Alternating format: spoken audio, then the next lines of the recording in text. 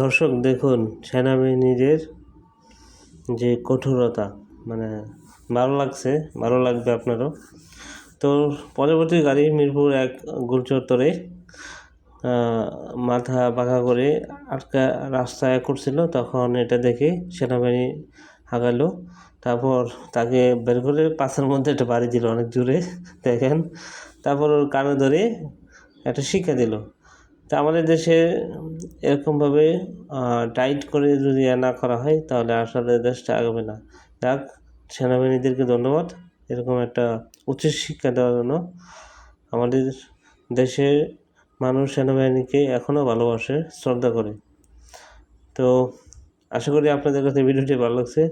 ভিডিওটি দেওয়ার মানে হচ্ছে যাতে আরও ড্রাইভার বা আরও মানুষ যারা গাড়ি চালায় তা সচেতন হতে পারে। তো ভিডিওটি শেয়ার দিয়ে রাখুন। ধন্যবাদ।